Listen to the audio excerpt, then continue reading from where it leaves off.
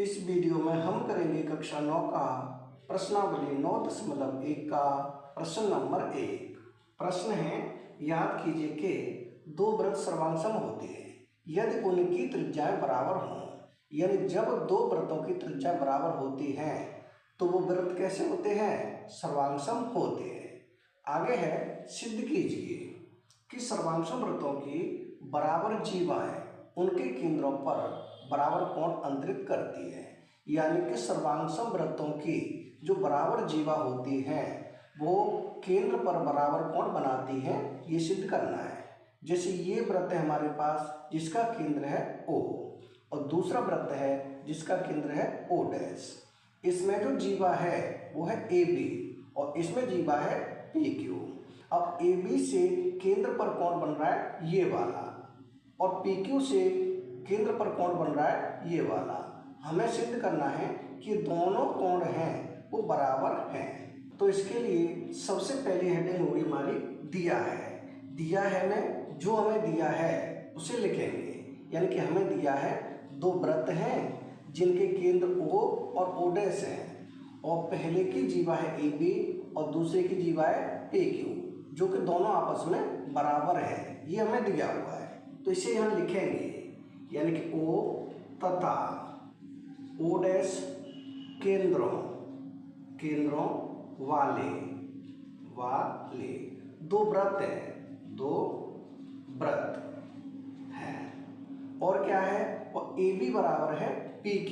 ये हमें दिया हुआ है कि दोनों की जीवा है वो बराबर है तो इसे लिखेंगे AB बराबर है PQ। ये हमें दिया है। ये हो जाएगी हमारी पहली हेडिंग दिया है। दूसरी हेडिंग होती है सिद्ध करना है। इसमें हमें क्या सिद्ध करना है? हमें सिद्ध करना है कि जीवा के द्वारा जो केंद्र पर कोण बन रहा है और इस जीवा के द्वारा ये वाला कोण बन रहा है तो ये दोनों कोण आपस में बराबर हैं, ये सिद्ध करना है। यानी कि कोण AOB, इसे लिखें कोण AOB बराबर है कोण PO डैश Q के। यानी कि कोण PO डैश Q, ये सिद्ध करना है। ये O डैश एक होता है, इसका मतलब है O डैश। ये हमें सिद्ध करना है कि ये वाला कोण इस कोण के बराबर है। अब अगली हेडिंग होती है उपपत्ति। उपपत्ति में हम इसे सिद्ध करेंगे। यानी इसमें हम सिद्ध करेंगे, यानी इसमें लेंगे त्रिभुज AOB। यहाँ लिखें त्रिभुज AOB और त्रिभुज कौन सा है?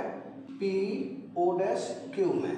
यहाँ लिखेंगे PO डैश Q में, इस त्रिभुज में और इस त्रिभुज में। अब इन दोनों त्रिभुजों को हमें सर्वांगसम दिखाना है तो हम लिखेंगे AO बराबर होगा PO डैश के।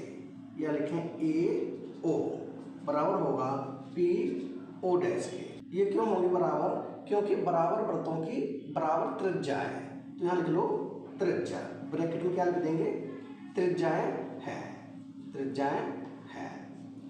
अब दूसरा पॉइंट क्या होगा? दूसरा पॉइंट होगा BO बराबर होगा QO डैश के, क्योंकि ये भी तो वृत्त की बराबर त्रिज्याएं हैं। तो यहाँ लिखेंगे दूसरा पॉइंट क्या है? ये है BO बराबर है QO डैश के। ये भी वृत्त की त्रिज्या है तो इसी को हम इसमें भी लिख देंगे ब्रैकेट में। अब हम देखेंगे तीसरा पॉइंट। तो तीसरा पॉइंट क्या है? AB बराबर है PQ। ये हमें प्रश्न में ही दिया हुआ है कि बराबर जीवा है, इसे भी लिखेंगे। यानी कि AB बराबर है PQ, ब्रैकेट में लिख देंगे दिया है।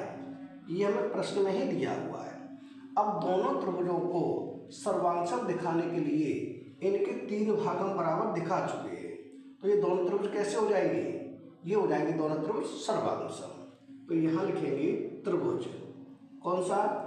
AOB, यानी कि AOB ये वाला त्रिभुज। यानी कि त्रिभुज AOB सर्वांगसम होगा।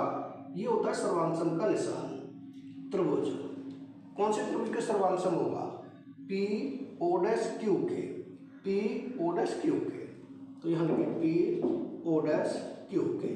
ये दोनों त्रिभुज होंगे आपस में सर्वांगसम। कौन से नियम से हो जाएंगे? ये है, पहले की साइड है, दूसरी भी साइड है, तीसरी भी साइड है, यानी कि ब्रैकेट में लिख देंगे साइड साइड साइड नियम द्वारा। साइड साइड नियम द्वारा ये दोनों त्रिभुज हो गए सर्वांगसम। अगर ये दोनों त्रिभुज सर्वांगसम है तो इसका मतलब है ये कोण इसके बराबर हो जाएगा CPCT से। CPCT का मतलब होता है कि जब दो त्रिभुज सर्वांगसम होते हैं तो उनके सभी संगत भाग बराबर होते हैं। तो इसे लिख देंगे, यानी कि कोण AOB, यानी कि कोण AOB बराबर हो जाएगा कोण PO'Q के। तो यहाँ लिखेंगे PO'Q, यानी कि ये कोण इस कोण के बराबर है। यही हमें सिद्ध करना था। ये किससे हो जाएंगे? ये हो जाएंगे CPCT से। तो ब्रैकेट में लिखेंगे CPCT द्वारा, यानी कि CPCT के द्वारा ये दोनों कोण हो जाएंगे बराबर। यही हमें सिद्ध करना था कि ये वाला कोण इसके बराबर है, जो कि हम सिद्ध कर चुके हैं। यानी कि प्रश्न नंबर 1 हो चुका है कंप्लीट। अगर वीडियो पसंद आए तो लाइक करें, कमेंट करें, अपने दोस्तों के साथ शेयर करें। धन्यवाद।